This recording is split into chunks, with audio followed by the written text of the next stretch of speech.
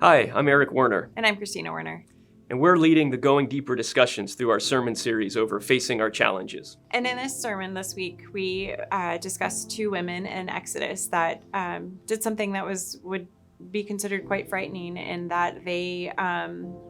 had to overcome a fear and be faithful. And I think when I think of what do I do to overcome my fears and facing whatever the situation might be, is I think on a small scale, recently I've been taking ice skating lessons, and that's falling down and hurting myself is a big fear for me. And so they keep telling me, stop, take a breath, and keep going. And I really think that that's on a bigger scale kind of what I did this past year as a teacher during teaching and COVID, and being required to go into school not really knowing anything of what I was doing,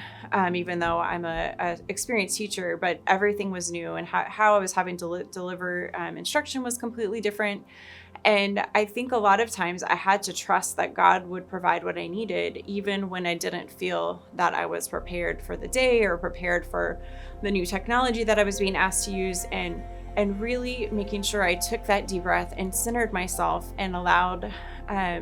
God to work through me in the gifts that He has gifted me with. And then when I think, about fear, and I guess trusting in God to help me kind of live through things, and to have the fear not limit me, and I guess what I'm willing to do, I think a lot about parenting, and with our kids. Everything from, I guess, the daily decisions, kind of little decisions that we make about our kids, to maybe bigger decisions. I mean, I know a lot of people had to process a lot, especially over this last year with the pandemic. And so, I guess what I think about with respect to sort of fear is knowing that if I'm trusting God, and if I know that, as long as I kind of try to faithfully live out what He would have for me day to day, even if I'm not maybe making the perfect decision or whatever, that He's still working, and He's still there despite sort of our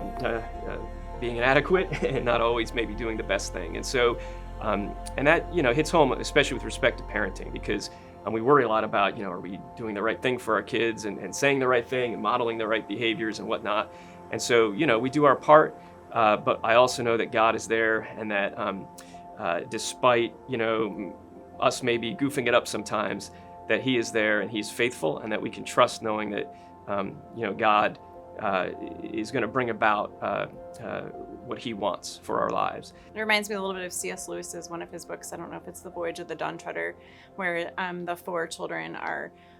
they're given 3 instructions from Aslan in the beginning, and they break all of the instructions, and they're doing the wrong thing, but Aslan is with them the whole time. And it's just such a good picture of God, and that comfort that you can have, that even in those hard places, you can really trust that God will make a way, even when it feels like there's not a way to be made. So thank you so much for joining us, and we look forward to continuing the conversation next week as we continue the sermon series.